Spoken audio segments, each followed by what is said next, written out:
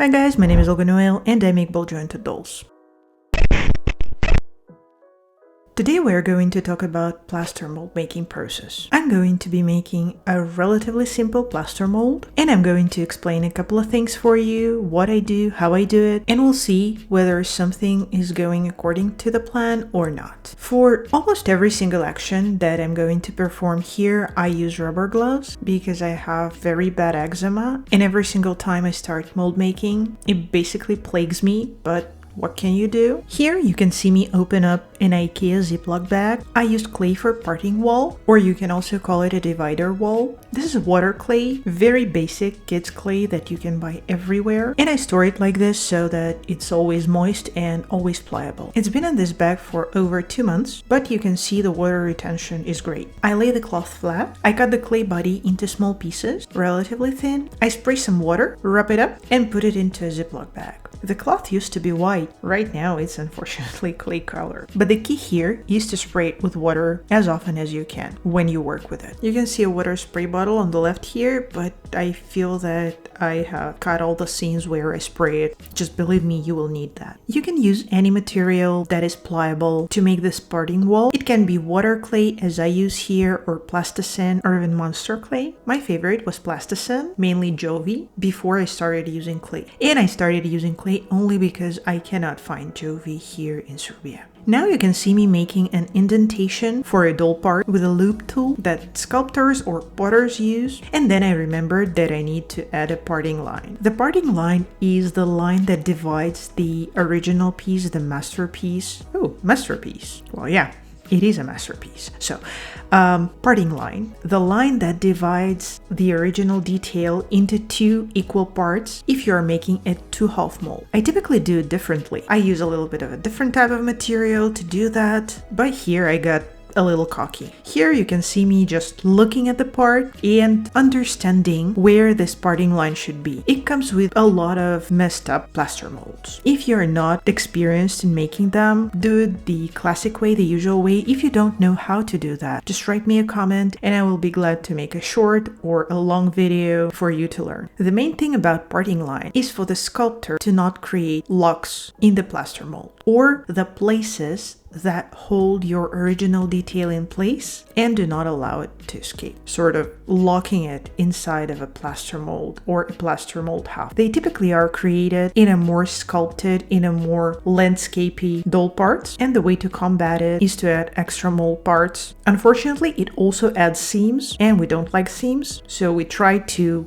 take a look and make a 2-part mold. Seam economy is very important for porcelain. Now about the thickness. I always leave about 2 centimeters of plaster around the whole piece. To keep it consistent, I use a compass set to 2 centimeters. With this compass locked at this distance, I run one leg of the compass along the surface of the sculpt and let the other leg scratch a guideline into the clay. This gives me an even 2 centimeter gap between the doll part and the edge of the mold everywhere. You will see here I generalize or straighten out the line because the mold itself should have even angles, but these are my guidelines for the whole process. This process ensures that when I later pour the porcelain into the mold, the speed with which plaster sucks out water out of the porcelain slab is relatively the same all through the mold body, because we don't want any weird lumps and bumps on the inside of the porcelain doll part. The same rule applies to the pouring gate and the joint plug. Here you can see me making a joint plug on top of this shin, and on the bottom where the ankle is, I'm going to make a pouring hole because the ankle is relatively thin and I don't really want to jump through all the hoops of creating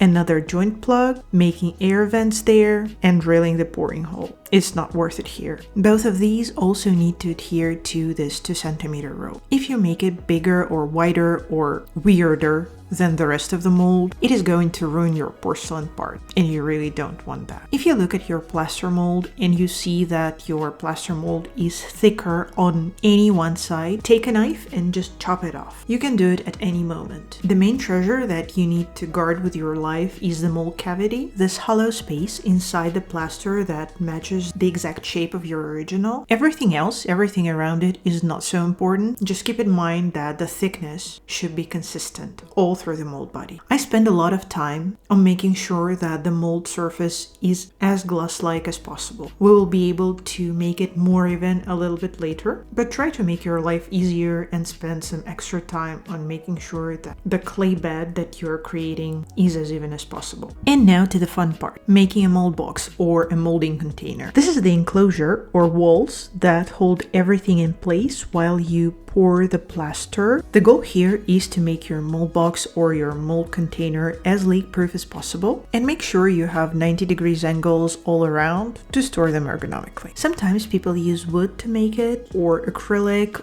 or Lego bricks. Tetra Pak packages are also good, but I use something different. Cardboard boxes. The thickness doesn't really matter, just make sure it's not paper thin. Take any box your packages arrive in, disassemble it, and you can basically use it at least once. I don't really remember where I saw it, but I'm 99% sure it was a Russian-speaking ball joint doll artist who made some kind of tutorial, but unfortunately it was so long ago. I've been doing this with cardboard boxes for at least 7 years now, so I don't really remember the source. I'm sorry. But yeah, that's not my invention, I just find it extremely helpful and extremely handy. The boxes are typically made of corrugated cardboard, which has 2 liners and a wavy fluting layer in the middle. And if you bend the cardboard along the waves, it will hold its shape and make a nice mold box. To hold it together, I use clear tape, which is also waterproof, and it ensures that there is no leakage on the seam line. When you push the mold box on top of your clay bed, you will still see that you have a little bit of a gap between the clay bed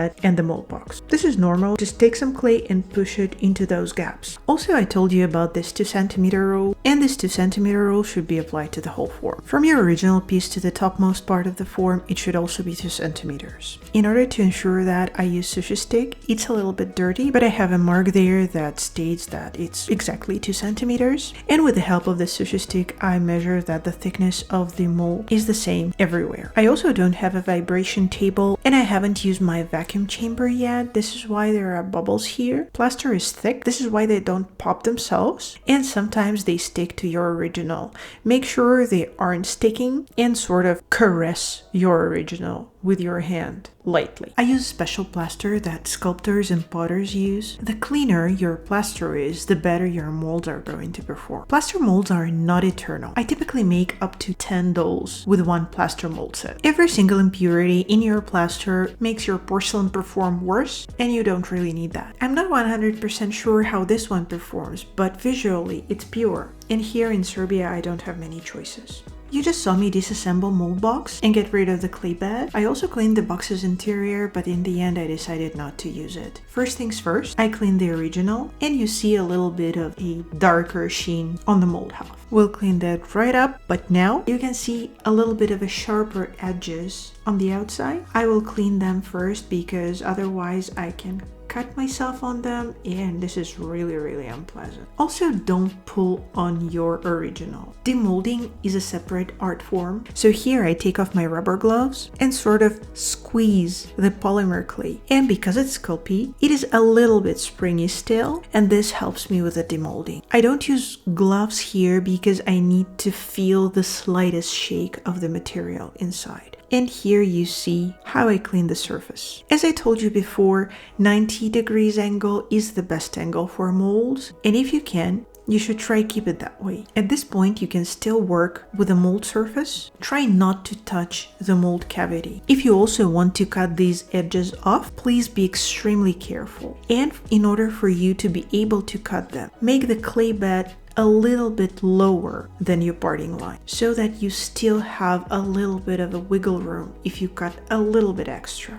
Here you see me making mold keys, or just locks as I call them. Maybe somebody else calls them the same, but the official name is mold keys or registration keys. These are small holes drilled into the first half of the mold so that the second half locks into place perfectly.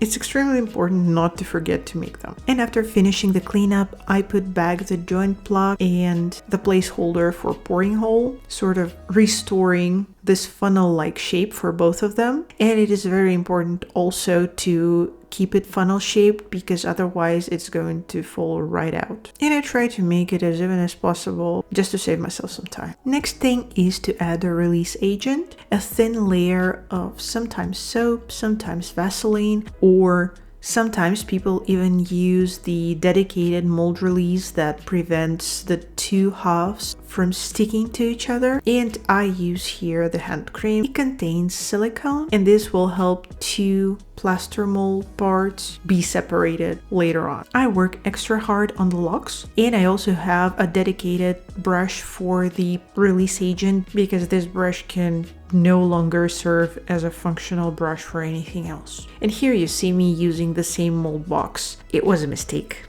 In the end, like in a second or two, you're going to see a completely new mold box that I created from new cardboards because this one was too flimsy, and you can see that it's too flimsy. It didn't hold up. I didn't film it, but you can see that I have created a small boat around the mold, and this boat helped me to prevent the plaster leaking everywhere around me. And yeah, here we go, my new mold box.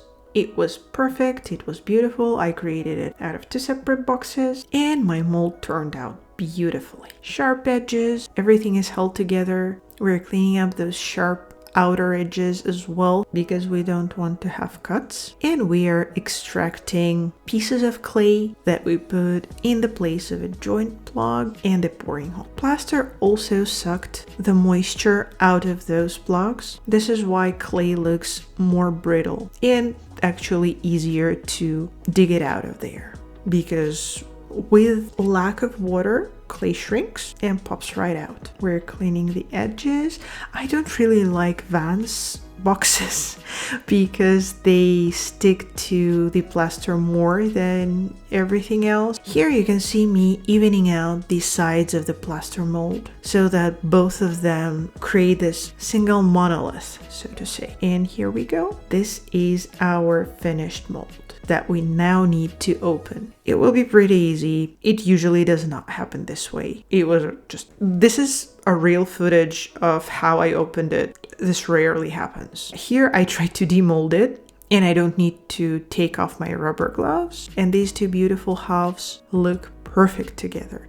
And you see that there are a little bit of like bubbling, but thankfully it's not on the form itself, but sort of outside. We don't mind that. By that time it was 4 a.m. so I decided to work on the joint plug on the next day, but in order for me to work on it the next day, I needed to put the plaster molds in water. You can see that plaster drinks a lot of water here. I needed these two halves to be extremely saturated with water. Otherwise, despite the release agent, as soon as I would pour plaster into this empty space for the plug, it would have been extremely hard to extract it. And it still will be, despite me leaving those plaster molds for 1 hour in water. You know that the inside of each body part for the ball jointed doll is hollow, so I'm plugging it with plasticine, Jovi by the way, a very nice one. And I make sure that the surface of the plasticine is very even, but still is visible and visibly detached from the solid polymer clay body that we are actually molding. So it is a little bit flat, but I'm trying to make it as smooth as possible still because I don't want those locks. Now I'm putting the shin inside of the mold, and I have to be extremely careful about it. If I mess up right now, I'm not going to be happy. Here how it looks. Also off camera, I've put extra locks for this joint plug because otherwise it still is going to fall right out. With those locks, it's going to stay in there, and I add release agent, extreme amount of release agent here. I'm trying to let plaster suck the moisture out of this release agent. So I'm leaving a bigger or a thicker layer there as my first step. And on my second step, I sort of even all the things out. I pour plaster. I wasn't really my brain wasn't working here, obviously, because I've poured too much on the first go. The correct way to do that is to put a little bit, wiggle your finger inside to get rid of all those bubbles.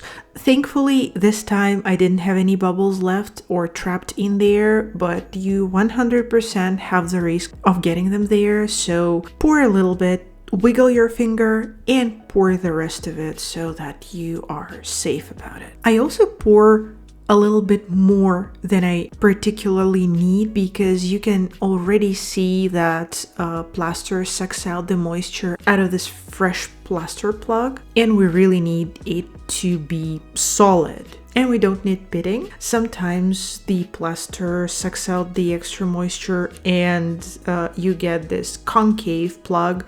This is bad. This means you have to remake the plug, and you don't want this for your porcelain. As soon as this plaster solidifies, you cut the excess. Be extremely careful with a knife, but try to make, this is going to be the bottom of our form, so it should stand on its own in a pretty solid way. And now we're going to open the form. You saw, the lock got separated at some point. It's not a problem. I'm going to glue that right back in. It's not going to touch porcelain, so it doesn't matter really. I could just leave it as is because the other side has a lock, or I can just put a teeny tiny bit of glue and glue it right back in, which I did. And here you see a more realistic struggle, how I try to get this plug out of the second half, and I'm not going to be successful about it. The easiest way to separate them is put them in water and let them soak. Water can and will make your plaster brittle. This is partly the reason why plaster molds aren't eternal. We face a lot of erosion, but after a soak, it is going to be pretty easy for me to separate the two of them. Well, not extremely easy, but easier than it was. Here we go. First we see a little wiggle. I understand it's like 90% out, and I need to just put a little bit extra effort into extraction. Let's flip the form and try again. And now we get our beautiful plug out. And the demolding process is 100% complete. Yay! Congratulations, guys. Mind you, this was like in the span of 2 days. I didn't do it in one go. It is extremely hard. Mold making is extremely hard. Here's the finished product, a 2-part mold with a joint plug and a pouring hole. I hope you enjoyed the process. I hope this video brought you some new knowledge and some life hacks probably. If you did like the video, click a like button, subscribe to the channel. If you want more videos like this, support me on my Patreon like these beautiful people do. Thank you guys so much for making my days brighter. And take a look how I scribe on the side of the mold to mark what's inside. Thank you guys for watching. Bye!